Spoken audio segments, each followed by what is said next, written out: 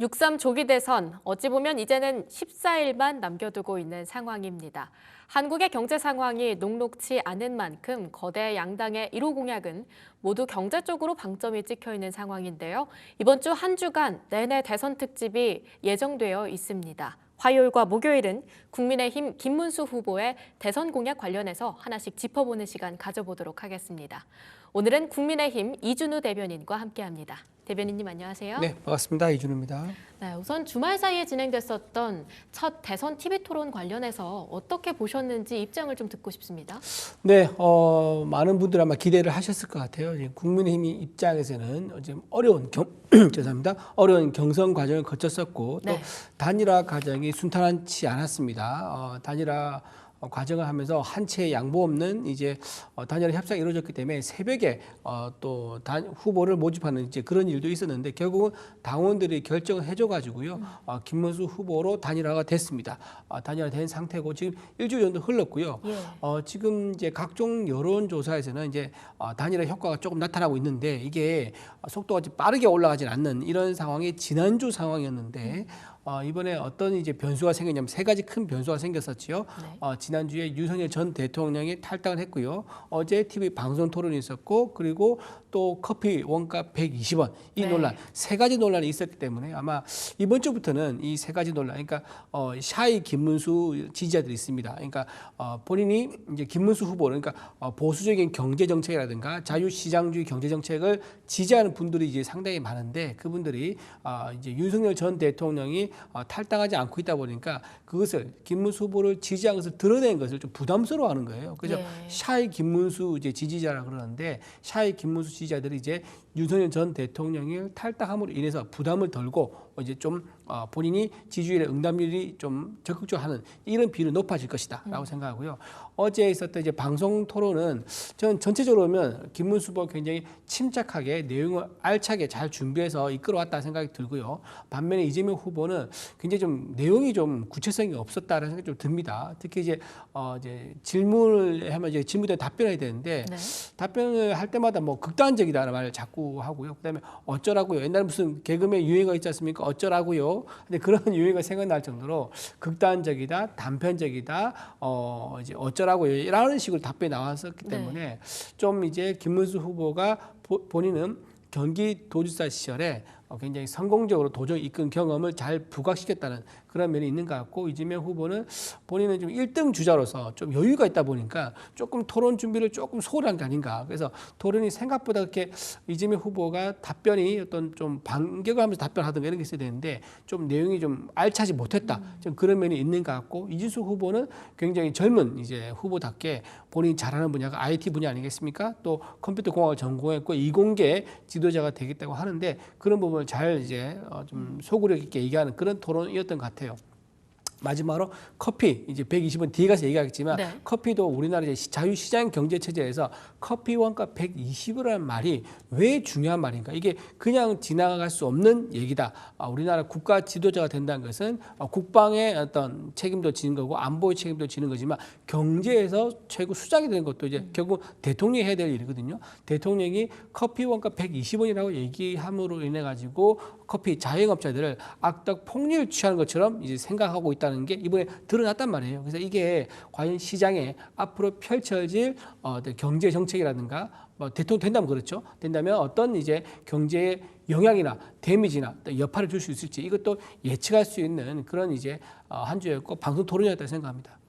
예, 어찌 보면 기존에 있는 분위기의 판을 바꿀 수 있는 하나의 포인트였다. 이렇게 짚어주셨습니다. 사실상 많은 분들이 모르실 수도 있을 것 같습니다. 김문수 후보의 경제 공약과 관련해서요. 크게 두 가지 키워드를 뽑아볼 수 있겠죠. 기업하기 좋은 나라, 그리고 일자리 창출이요. 여기서 좀 저희가 집중적으로 봐야 할 핵심 공약들을 뽑아보자면 어떤 것들이 있을까요?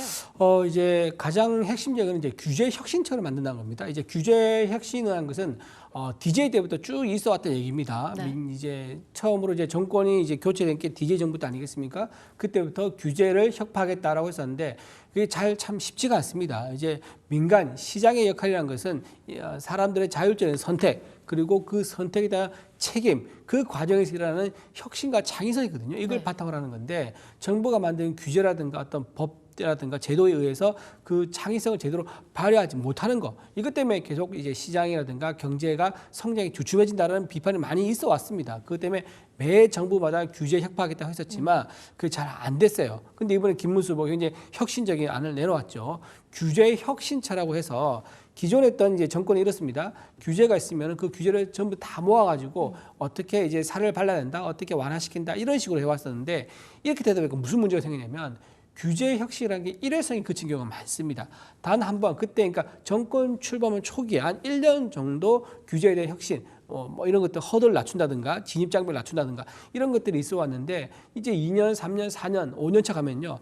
공무원들이 가지고 있는 본성이 있습니다. 공무원들이 뭐 공무원들 표명은 제가 아닙니다. 공무원들의 본성이 뭐냐면 굉장히 규제와 근거에 의해서 행정 업무를 처리하게 되는데 이걸 벗어나는 세상은 상상할 수가 없는 거예요. 또 그렇게 배워왔고요. 그렇기 때문에 그런 공무원들이 다시 회귀하는 거죠. 규제를 처음에 1년 정도는 규제 혁신을 좀 한다고 했다가 나중에 2, 3, 4, 5년을 다시 회귀를 하면서 서서히 규제가 다시 만들어지는 이런 현상이 다시 반복되어 왔었거든요. 그래서 이번에는 상시적으로 규제를 매니지먼트하고 규제를 이제 모니터하고 하는 그런 시스템을 만들기 위해서 규제 혁신처라는 이제 처장급이죠. 그러면 혁신처라는 이제 그 차관에 해당되는 건데 그 정도의 이제 수준이 높은 아주 이제 권한을 많이 준 그런 독립적인 기관을 만들어서 규제만 따로 5년 내내 관리 감독할 수 있도록 이렇게 하는 거예요. 그래서 불필요한 규제가 만들어진다 그러면 규제 혁신처에서 그 주변에 있는 이제 중앙 부처에 있지 않습니까? 협조를 얻어가지고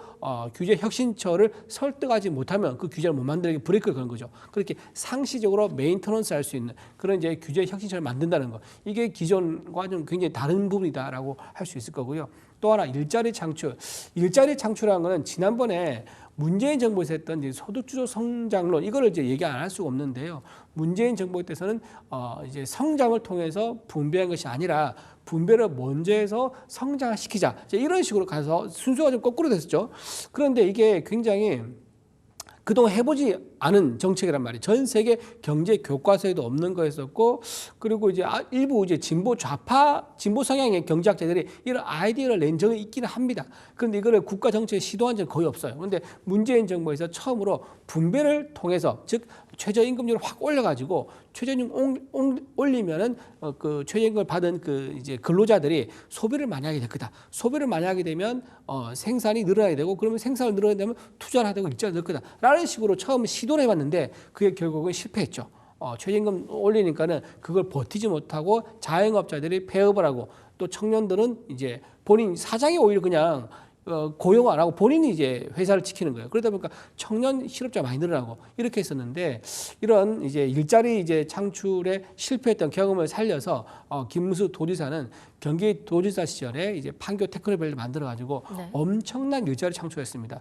그때 제가 알기로는 임기 때는 한 88만 명 정도 이 정도로 했다 그러는데 8년 내내 전체 우리나라 일자리 있지 않습니까? 일자리의 48%가 경기도에서 나왔다 그래요.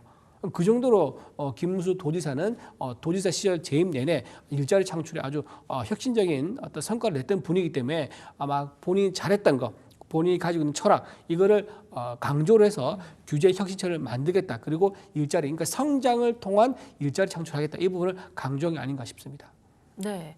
어찌 보면 기업과 일자리 이 두 가지의 바운더리 안에서 성장 그리고 혁신이라고 하는 키워드에 방점을 좀 맞춰주셨습니다. 네. 이 후보도 마찬가지고요. 김 후보도 사실상 대한민국을 AI 강국으로 키우겠다 이런 입장을 계속 내놓고 있는데요. 좀 그 안에서 52시간제 개선을 또 약속하지도 않았습니까? 이 부분에 대해서는 어떻게 보셨을까요? 그렇죠. 이 52시간제 예외 적용입니다. 예외 적용이 꼭 필요하다는 것에 대해서는 사실 모든 후보가 공감을 하고 있을 거예요. 근데 이제 김문수 후보 같은 경우는 이제 이거를 하자라는 주인데 이재명 후보는 이거 좀 반대하고 있죠. 이제 네. 반대한 이유가 올해 초만 하더라도 52시간제에 대해서 굉장히 긍정적으로 답을 했었습니다.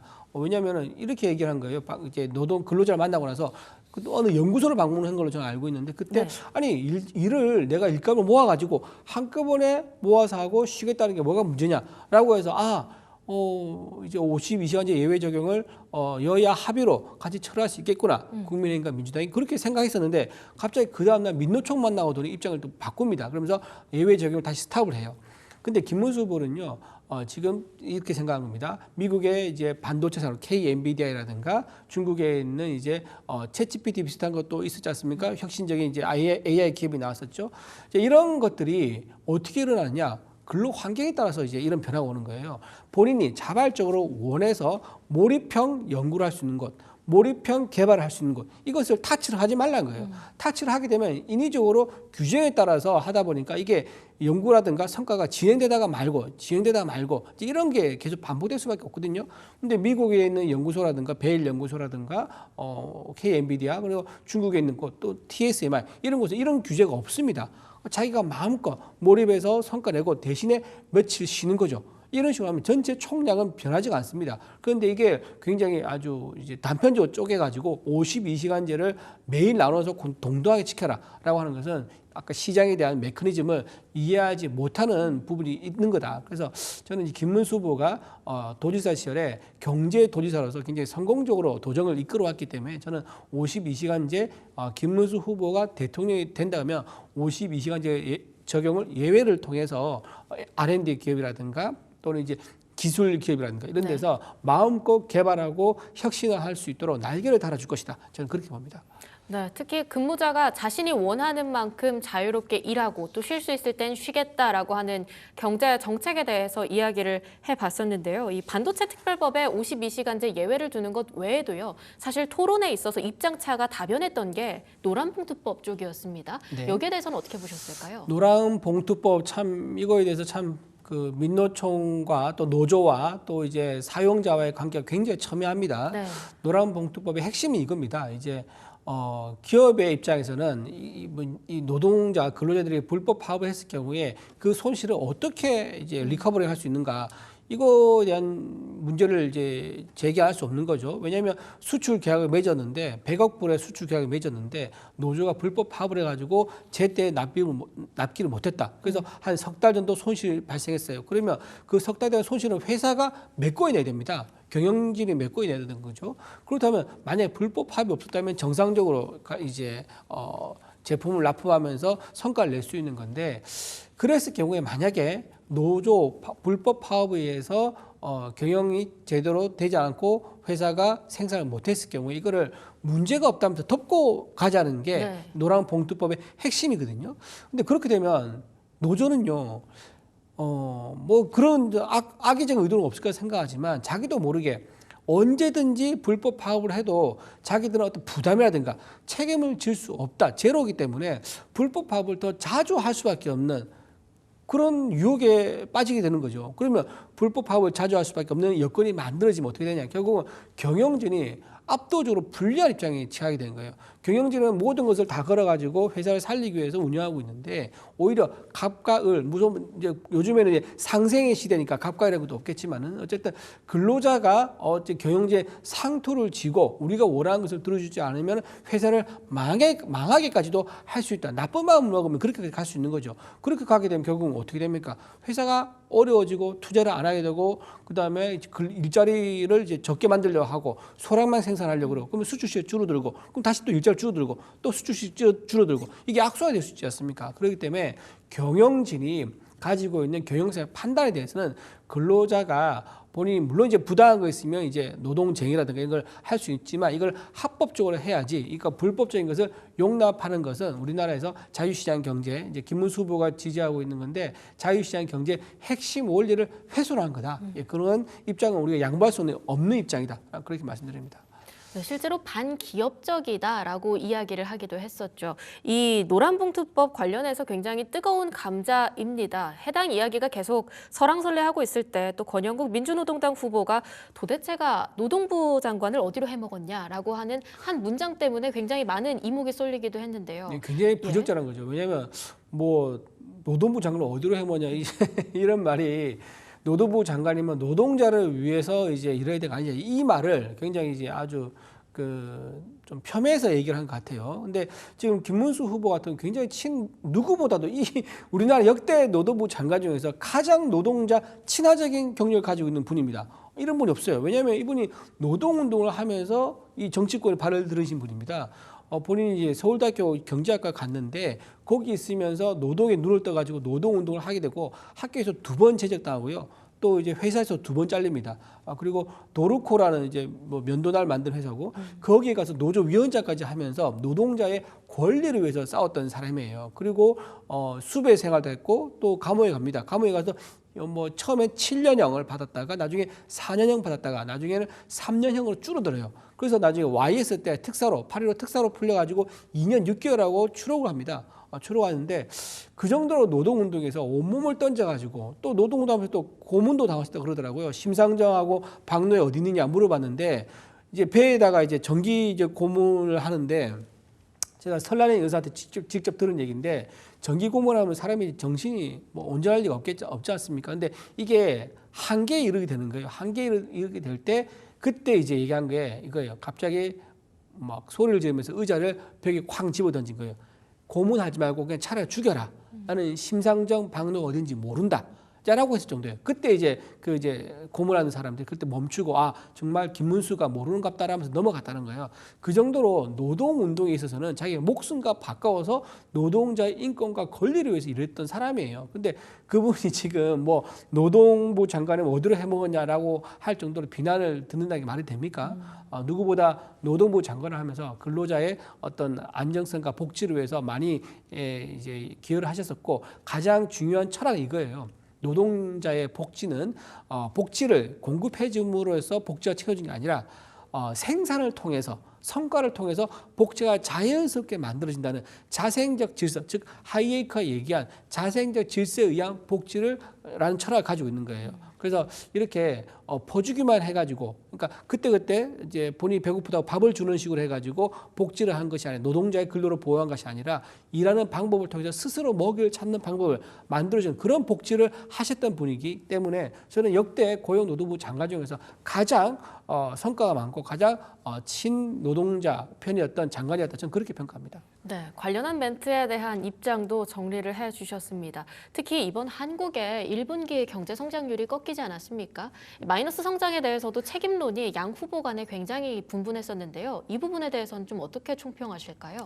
그렇죠. 지금 뭐 우리나라 이제 경제 불안이 있었죠. 그러니까 정책에 대한 불안은 곧 경제에 대한 불안이거든요. 네. 우리나라도 마찬가지지만 해외에 투자할 때 그 나라의 투자 이제 가능성, 투자에 대한 어떤 결정 포인트가 뭐냐면 그 나라의 정치가 안정되어 있느냐 이걸 봐요. 정치가 불안정하면 예를 들면 쿠데타가 있을 수 있다든가 군부 세력이 잡고 있다든가 네. 뭐 뇌물이 통하지 않으면 아예 뭐 통하지 않는 그런 경제 시스템을 갖추고 있다든가 이런 나라에는 이제 투자를 하지 않죠. 근데 우리나라가 지금 약간 좀 어려운 상황이 있었습니다. 작년에 윤석열 전 대통령이 탄핵됨으로 인해 가지고 환율도 좀 이제 문제가 좀 있었었고요. 그다음에 좀 빠져나가는 이런 것도 좀 있었었는데 계약도 취소되거나 이런 것도 있었는데 결국 우리가 빠른 민주주의 회복력을 보여줬습니다. 우리가 자발적으로 거리에 나와서 시위는 하되 폭력 행사, 물리력 행사는 없었었죠. 굉장히 선진화된 그런 K 시위를 보여줬었고 해외에서는 이런 일도 있었다 그러더라고요. 해외에서 우리나라 왔는데 이제 이렇다 그러더라고요. 해외 공간에서 네.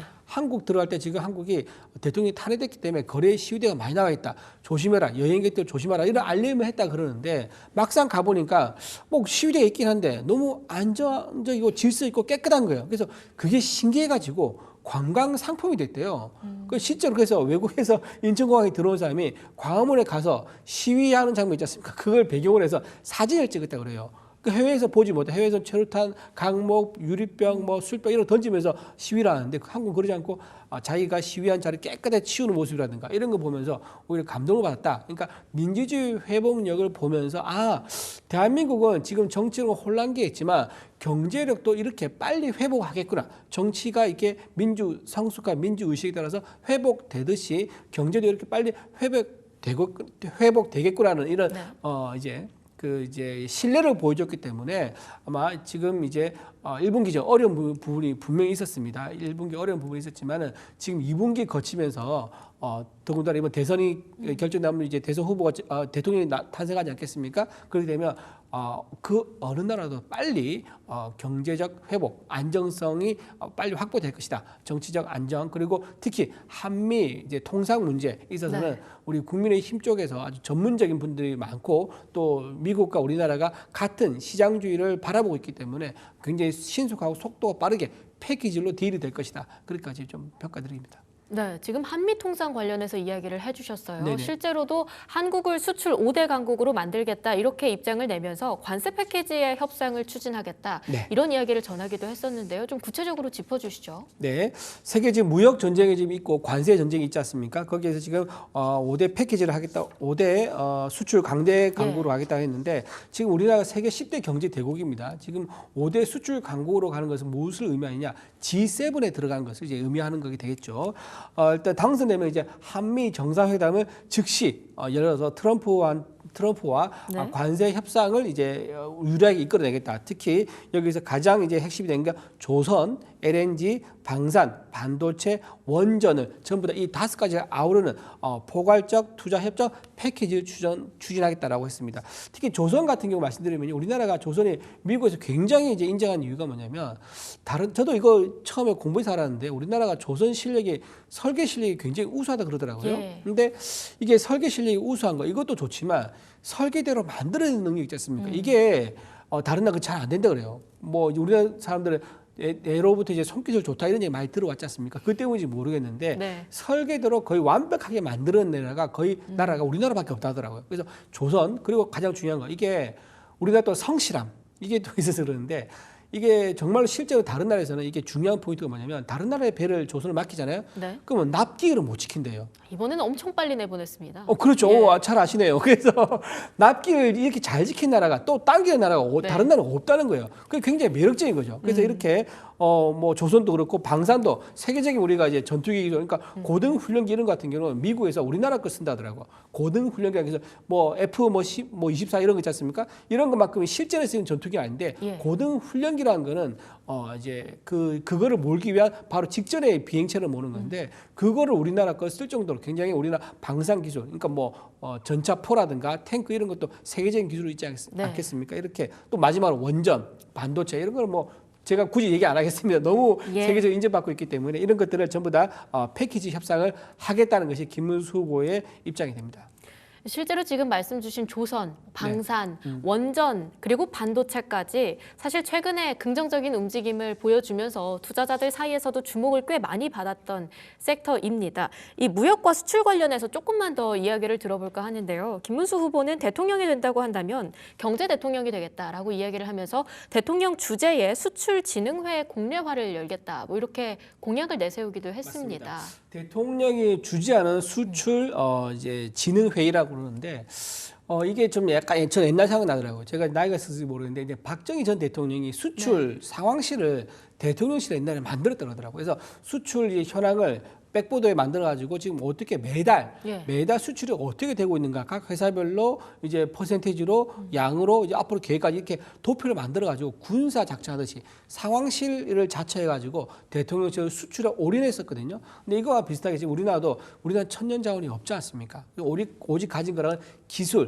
기술력과 이제 인재밖에 없는 건데 네. 이런 기술을 바탕으로 하는 수출 상품을 만들어서 이거를 상시적으로 우리가 정부에서 지원하는 시스템을 만들겠다. 이게 바로 수출진흥회의가 되겠고요. 이걸 통해서 수출 전문 인력을 10만 명 양성하겠다. 그리고 10만 명 양성해서 물론 이제 대기업 가서 활동 많이 하겠지만 수출 이제 할 수 있는 기술력과 있고 자본도 있는데 수출 루트를 못 찾는 곳도 되게 많아요. 그래서 수출 전담 인력을 만약에 이런 중소기업, 강소기업들 많이 있거든요. 거기에다가 파견시키는 거죠. 지원을 시켜가지고 수출에 대한 어떤 루트를 뚫는다든가 절차라든가 네. 이제 이런 것들에 대한 정부의 전폭적인 지원을 마련해가지고 우리가 만든 제품을 우리나라에서 소화하고 끝내는 것이 아니라 전 세계에서 뻗어나가서 소화할 수 있도록 하는 그런 수출 전담 인력 10만 명 양병 10만 명 양병설이라고 그러죠. 옛날에는. 근데 지금은 10만 명 실제로 양성을 해가지고 수출만 전담하도록 하겠다라는 네. 것이 김문수 후보의 구상입니다.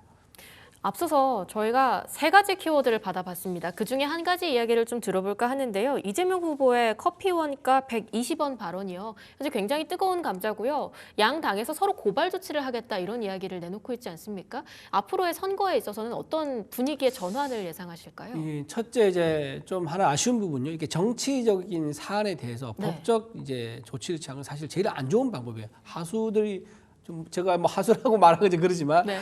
저 하수들이 하는 방법인 거죠. 그러니까 정치라는 것은 원래 그 정치의 세계가 뭐냐면은 법적으로 풀 수 없는 것, 물리적으로 이제 풀 수 없는 것을 대화로 협상으로 풀어라 만든 게 그 세계관이 바로 정치의 세계관입니다. 여의도는 그렇게 돌아간 곳이죠. 그런데 그거를 정치로 풀지 않고 법적으로 풀겠다. 그러면 이제 모든 것들이 법의 쟁점화 되는 거고, 그러면 법이 결단해서 정해지게 되면 이건 강제력이 있을 수밖에 없는 거거든요. 근데 정치란 것은 서로 주고받고, 그러니까 내가 이만큼 가지고 싶은데 이만큼 양보하는 거예요. 그러니까 이만큼을 양보해서 이만큼 온다는 거 충분히 할 수 있는 거죠. 이제 이런 식으로 법이 개입하지 않아야지 서로 양보하면서 협상할 수 있는 여지가 더 룸이 생기는 건데, 이렇게 서로 쌍방이 고발해가지고 하는 거는 굉장히 국민들 보기에는 저거 저렇게 하다가 뭐 서로 부러지기만 하지 어떤 협의나 어떤 결과가 어떤 도출되겠느냐 우려하시는 분이 많다라는 그 부분을 먼저 좀 짚어드리고요. 네. 커피 원가 120원은 전 이재명 후보가 굉장히 자기도 모르게 자신의 어떤 세계관이나 철학을 드러낸 저는 실언이라고 생각합니다. 그걸 감췄어야 되죠. 만약 본인이 정말 정권 잡아가지고 이런 사회주의적 경제 시스템을 도입하겠다 그러면 정말 감췄어야 됩니다. 근데 본인이 이제 늘 반복되는 건데, 방송에 나가거나 공연 어떤 공공장소에서 마이크 잡지 않습니까? 그러면 되게 실수를 많이 해요. 지난번에도 이제 경기도지사 시절에 네. 방송 중에 본인이 김문기 모른다 했다가 결국은 그것 때문에 지금 당선 무효형까지 가는 재판이 지금 벌어지고 있는 상황 아니겠습니까? 이런 식으로 뭐 모른다고 한다든가, 또는 국토부 협박이 없다고 한다든가, 협박 받았다고 한다든가. 근데 실제로는 협박이 있었지 않습니까? 근데 어떤 상황이었느냐? 상대가 어떤 질문했을 때 본인이 위기에 몰리거나 궁지에 몰리면 그걸 모면하기 위해서 넘기는 이제 그런 순발력, 자기는 순발력을 하겠지만 그게 결국은 발목을 잡는 거거든요.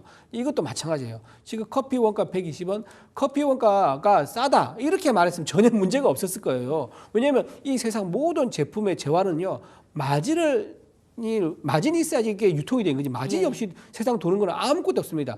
세상에서 절대 변하지 않는 원칙이 공짜는 없다. 사람 누구나 죽는다. 세금은 평생 따라다닌다. 그 다음에 이건 마진 없이 파는 거예요. 네. 이 말이 불변의 진리입니다. 마진 파는 거 그런 거 없지 않습니까? 자, 그런데 이제 커피 이제 원가에 대해서 120원에 얘기하면서 예. 사람들이 그럼 커피가 4,000원, 8,000원에 판다 그러면 마진율이 뭐 그러면 3,300%, 3,200%도 되거든요. 이제 4,000원에 팔면 그런 마진율이라 그러면 커피 장사하는 사람들이 무슨 대장동입니까? 그럼 굉장히 부적절하다는 생각이 좀 들고요. 네. 그리고 이제 커피 가격에 대해서 본인이 그렇게 얘기한 거 보면 시장에서 이제 가격이라는 것은 정보를 의미합니다. 이 가격이 높으냐에 따라 가지고 이게 신뢰할 수 있다, 브랜드 가치가 있다, 기대하는 서비스를 얻을 수 있다는 그런 정보가 이게 시장에서 가격인 거거든요. 그런데 그런 이제 시장의 어떤 그 가격 기능을 무시하고 정부가 나서서 어떤 원하는 가격, 이재명 후보가 내가 대통령이 됐다. 근데 내가 생각한 가격은 이 가격이야. 근데 이 가격 아니면은 어떻게 하겠어? 라는 것처럼 보이는 거예요. 그럼 어떻게 하겠습니까? 나중에 자영업자도 뭐 줄 타령할 겁니까? 아니면 커피 가격 마음에 안 든다고 커피 특급할 겁니까?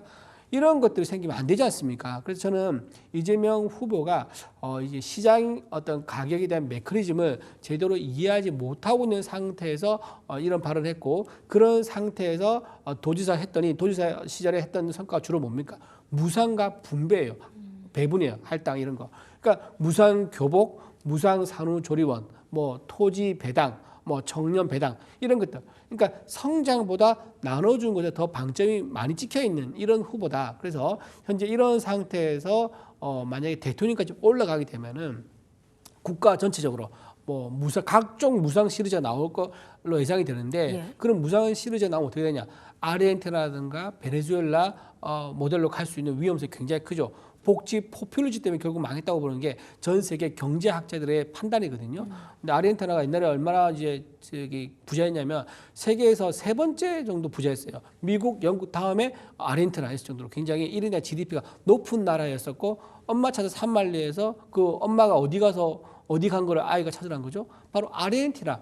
부자 나라인 아르헨티나인 엄마가 일하러 가니까 그걸 찾아가는 여정이 그 엄마 찾아 산말이었거든요. 그 정도로 아르헨티나가 잘 사는 나라였는데 페론주의가 나오면서, 페론 대통령이 나오면서 복지, 성장 이외의 복지에 너무 집중하다 보니까 나머지 이제 복지에 중독된 이제 국민들, 복지에 길들여진 국민들이 페론 이외의 성장을 하려는 그런 대통령이 나오면은 다시 나가. 페론이 정말 잘했다. 뭐 이제 교육이라든가 이제 식사 음식이라든가 또는 이제 의료보험이라든가 이런 것들 전부 다 공짜로 주니까 그게 길들여져 버리는 거예요. 그러니까 다시 돌아갈 수 없는 강을 건너버리게 되는 수가 있는 거예요. 그래서 저는 베네수엘라 모델이라든가 아르헨티나 모델은 우리가 지금 막 교과서에서 봐야 되는 건지 우리가 직접 경험하면 안 되는 세상이다라는 예. 저는 생각을 좀 하고요. 그래서 그런 부분에서는 이재명 후보가 커피 원가 120원 이 발언은 우리 국민들이 그냥 넘어갈 수 없는 아주 중요한 어떤 그 말인 거고 이 모멘텀을 계기로 해가지고 대선의 판이 굉장히 많이 달라질 것이다. 저는 그래 봅니다. 네, 여러 가지 성장에 대한 이야기를 많이 해주셨습니다. 이 김문수 후보가 특히 중소기업 그리고 중견기업을 더욱더 확대시키겠다, 성장시키겠다 이러한 공약을 내세웠는데 구체적으로 어떻게 확대하겠다라는 건지 조금 더 구체적으로 짚어주실 수 있을까요? 경제 공약 이제 본인이 이제 잘 얘기를 하셨는데 이제 이렇습니다. 특히 미국의 관세 압박에 피해를 받는 분이 많습니다. 그게 이제 가전이라든가 네. 자동차, 2차 전지 산업에 대해서 무역 보험 한도라는 게 있습니다. 무역 보험 한도를 최대 2배로 확대 지원하겠다. 이제 이렇게 중소 중견기업의 무역 보험 한도를 최대 2배 확대. 그리고 만약에 피해 입을 수도 있지 않습니까? 그러면 피해를 입은 기업들에 대해서는 한시적으로 이제 단기 수출 보험료를 60%를 할인 적용하는 그런 방안도 지금 얘기를 했고요. 아울러서 이제 제작 자금이라든가 수출 채권의 조기 현금화 그리고 수입 자금 지원 등 수출 패키지 우대 보증이라는 그런 공급을 통해 가지고 1조 원에서 약 2조 원으로 확대해서 지원하겠다. 이렇게 해서 중소 중견기업에 대한 지원을 확대하겠다. 그런 입장을 밝혔습니다. 네, 여러 가지 이야기를 들어봤습니다. 확실히 전체적인 맥락이 기업과 일자리 쪽으로 초점이 맞춰져 있다는 걸 다시 한번 확인을 해봤는데요. 이런 모든 공약들에 대해서 저희가 어떤 식으로 바라보고 앞으로 어떻게 해석하면 좋을까요? 지금 이제 지금 이 상황은 대선이 있는 상황이기 때문에 이제 네. 대선을 빼놓고 얘기할 수 없는 거겠죠. 그래서 우리나라 앞으로 나아갈 방향이 무엇인가를 결정하는 지금 갈림길에 서 있습니다. 지금 제가 알기로 한 보름 정도밖에 남지 않은 걸로 알고 있는데요. 보름 이후에 대한민국이 어떤 이제 바다로 항해를 할 것인가 결정이 됩니다. 제가 생각하는 그리고 김문수 후보가 생각하는 대한민국은 자유민주주의와 자유시장 경제를 통해서 번영한 나라입니다. 그런 나라로 가기 위해서는 미국과 유럽, 그러니까 주요 선진국들과 손을 잡고 그들과 계속 교류하면서 함께 가는 게 저는 옳다고 생각합니다. 지금 상대 후보는요, 지금 중국에서 굉장히 우호적입니다. 중국에 대해서 쉐쉐라는 이제 말씀을 하면서 중국이 무엇을 하든 괜찮다라고 얘기하고 중국에 있는 사람들 한국에 들어와서 간첩 행위를 하다가 발각이 되고 적발이 되는데 제대로 처벌을 못하고 있습니다. 그 이유가 뭡니까? 간첩법에 지금 개정을 못해서 그렇거든요. 간첩법에는 현재 북한만 처벌할 수도 있고 그 이외의 국가는 처벌할 수 있는 근거가 없습니다. 그래서 그것을 개정해가지고 중국에서 우리나라에 와서 군사 시설이라든가 아니면 산업 기술이라든가 고도의 어떤 보안이 요구되는 어떤 IT 기술 이런 거를 빼나가려고 할 때 간첩 혐의를 적용해서 해야지만 이게 제대로 우리가 제압을 할 수 있고 방지를 할 수 있는데 근데 중국은 지금 그렇게 하고 있단 말이에요. 중국은 우리나라 사람이 중국에 가서 중국에서 간첩 행위를 하거나 또는 산업 기술을 가져오려 하면 중국에서는 간첩 혐의를 적용해서 아주 엄중하게 무기징역에 가까울 정도로 엄중하게 처벌하고 있는데 우리나라는 지금 그렇게 못하고 있습니다. 왜? 그렇게 하려고 했었지만 민주당에서 반대를 해서 못하고 있거든요. 이렇게 친중국 행보를 보이고 있는 후보자가 대통령이 됐을 경우에 벌어질 세상 여러분 굳이 제가 더 추가적인 설명을 안 드려도 잘 알 것이라 생각합니다. 자유시장 경제를 통해서 번영한 나라를 위한 선택을 꼭 해주시길 부탁드립니다. 네, 아무래도 조기 대선 14일 앞둔 오늘입니다. 여러 가지 이야기 들어봤고요. 특히 국민의힘의 일자리 창출 그리고 기업하기 좋은 나라 어떤 식으로 공약을 내세울 것인가 자세하게 짚어봤습니다. 지금까지 국민의힘 이준우 대변인과 함께했습니다. 대변인님 감사합니다. 고맙습니다.